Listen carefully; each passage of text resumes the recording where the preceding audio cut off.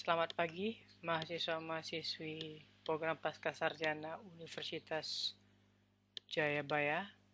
Pagi ini saya akan memberikan tutorial bagaimana menggunakan aplikasi e-learning.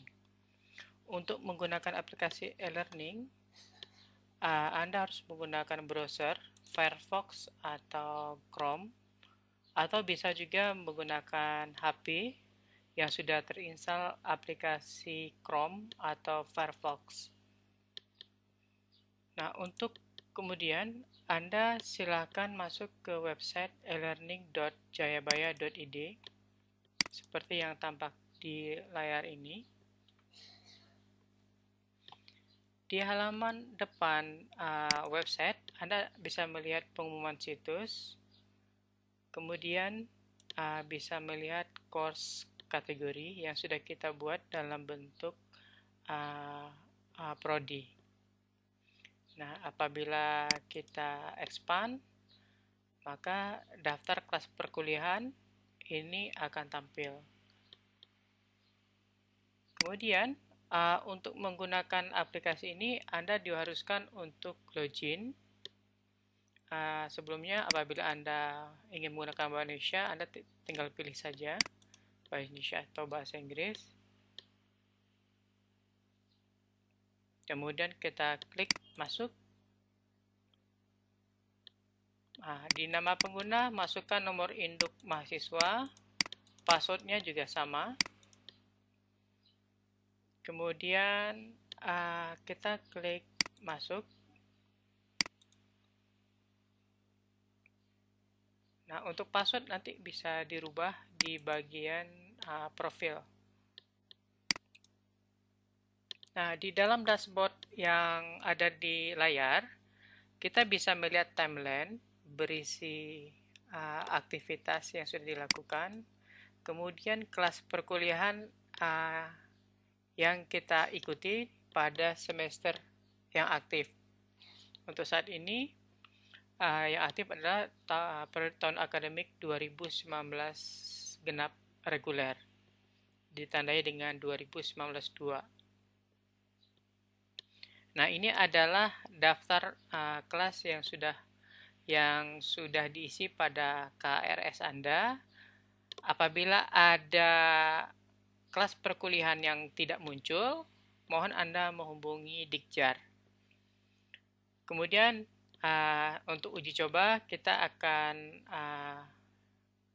bermain pada kelas percobaan saja. Sedangkan yang ini karena ini asli, maka tidak boleh diotak-atik. Kemudian di bagian sebelah kiri ini ada banyak menu. Silakan dieksplor saja. Untuk kelas perkuliahan yang saya ikuti ini sama aja seperti yang ada di sini. Nah, kita masuk di bagian kelas percobaan. Nah, di bagian kelas percobaan ini sudah ada konten yang sudah kita isi untuk sebagai acuan bagaimana pengelolaan file-file atau aktivitas yang ada di dalam e-learning. Nah, di dalam e-learning kita buat dalam bentuk pertemuan 1 sampai dengan pertemuan ke-16, di mana pertemuan ke-8 dan ke-16 itu adalah UTS dan UAS. Nah, di dalam sesi pertemuan kita sudah buat beberapa contoh. Seperti contohnya di dalam pertemuan 1 kita buat dalam bentuk sesi video conference. Pertemuan kedua itu berupa file materi yang harus dipelajari oleh mahasiswa. Kemudian ada bentuk diskusi dan juga ada tugas yang harus dikerjakan oleh mahasiswa. Nah, sebelumnya juga ada presensi kehadiran. Nah, yang pertama, untuk presensi kehadiran, apabila Anda sudah masuk ke dalam aplikasi ini dan ingin mengikuti perkuliahan online, Anda klik dulu presensi kehadiran. Kemudian di sini kita lihat enrollment-nya adalah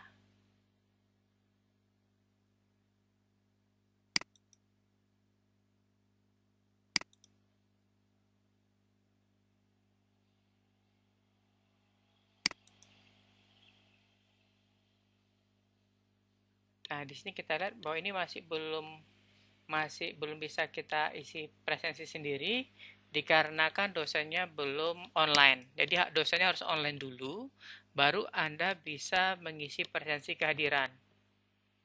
Jadi sebelum mahasiswa bisa mengisi kehadiran, dipastikan dulu dosennya harus sudah online.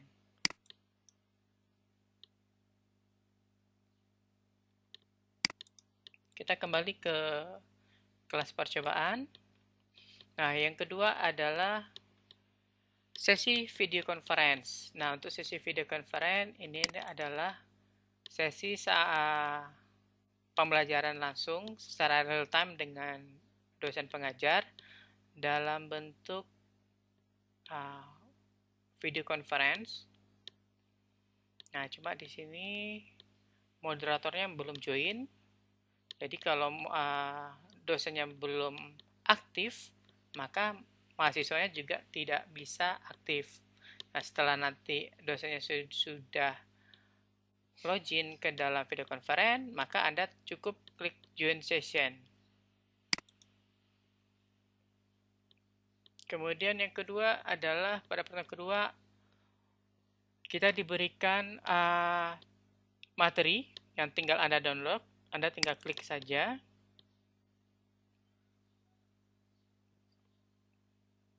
Klik, nah materinya nanti akan di-download.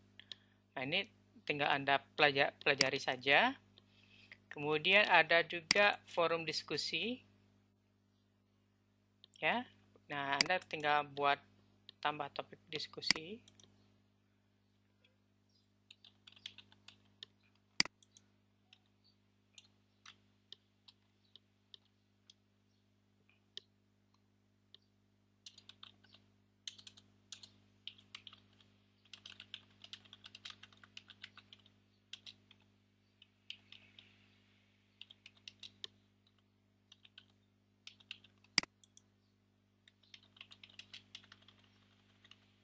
Nah, di sini dimana kita bikin subjeknya apa, terus apa yang Anda kurang paham, Anda jelaskan di bagian pesan. Apabila Anda membutuhkan file yang harus diunggah, maka Anda bisa masukkan di bagian lampiran. Setelah itu kita post ke forum. Nah, nanti forumnya akan dijawab oleh dosen yang bersangkutan. Begitu.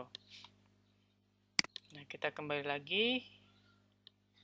Kemudian ada tugas. Nah, untuk tugas, ini kita download dulu tugasnya apa. Setelah di-download, kemudian baru kita isikan jawaban daripada tugas ini. Kita klik tombol tambahkan pengajuan. Kemudian kita ambil file sebagai jawaban daripada tugas tersebut.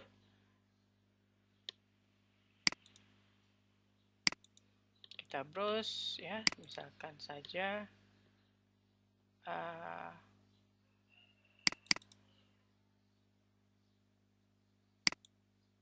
kita upload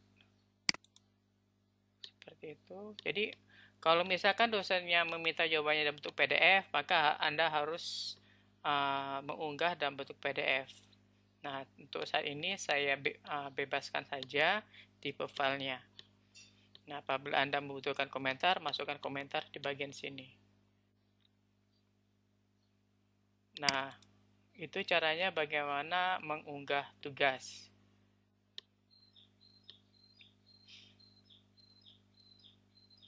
Nah, baik. Kemudian untuk selanjutnya nanti kita akan memberikan materi bagaimana untuk mengikuti sesi video conference ini.